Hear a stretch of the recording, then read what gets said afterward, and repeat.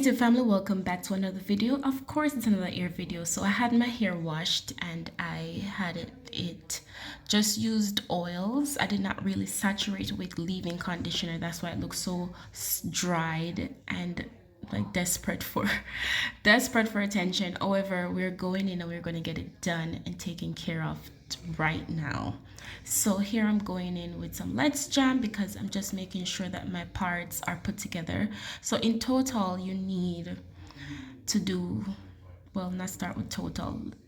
First you do a center part, and then when you have each section separated for each side, you do another second parting, trying your best to make it look symmetrical as possible. Sometimes it's not, sometimes it's a little bit crooked. It's fine. Over time you get it, and don't beat yourself up.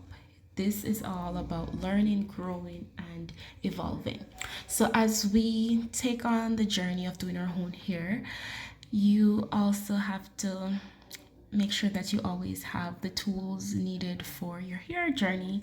So have your clips, your rubber bands, whatever you need for your hair, because it's not an easy task to do your own hair. Like, they make it look easy on the gram or social media in general. However, it's not.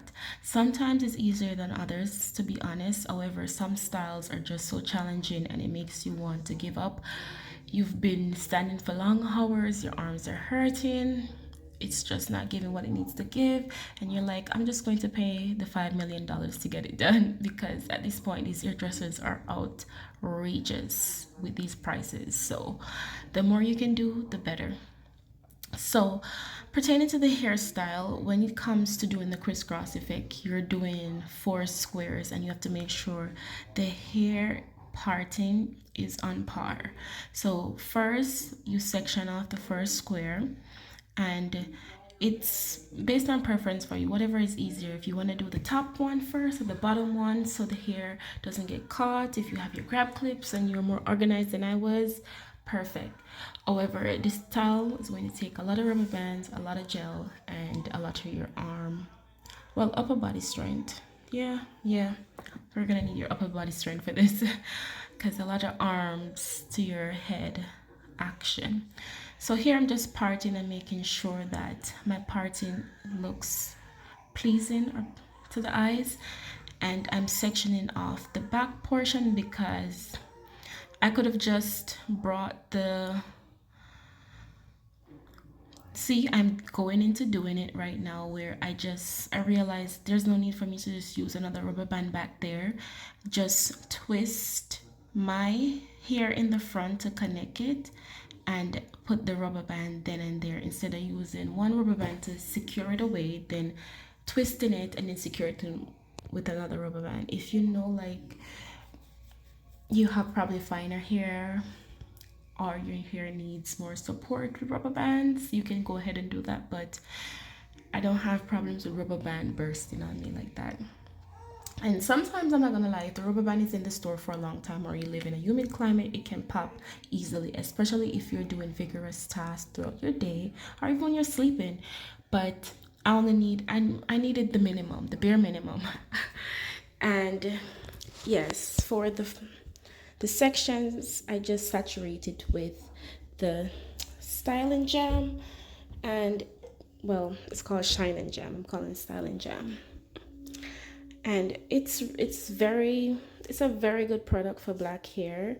Personally, I love it. It's been doing wonders for me because I've been using a lot of different products, trying to test out different products over the past few years, and this jam, it says what it means on the bottle, if that makes sense. It does what it says.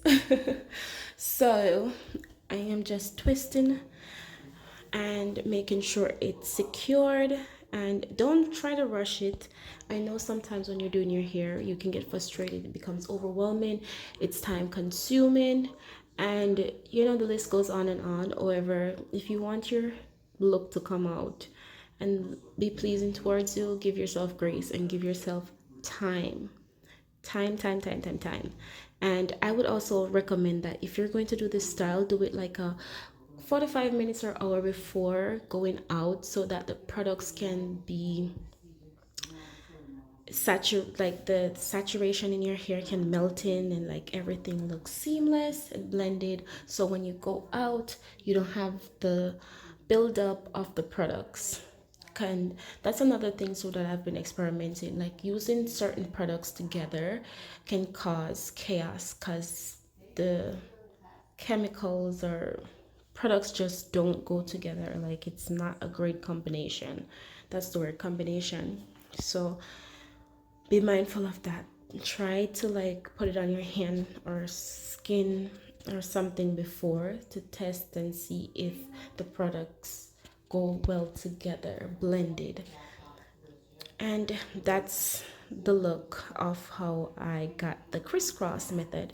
In the back, I'm just going to saturate my hair that is so desperate for hydration with a brand that I saw online and I purchased with my own dime. This is not a promo, however, they're great quality, you know. It's called A Natural Rose. Those are the crochet these twists that I'm going to use.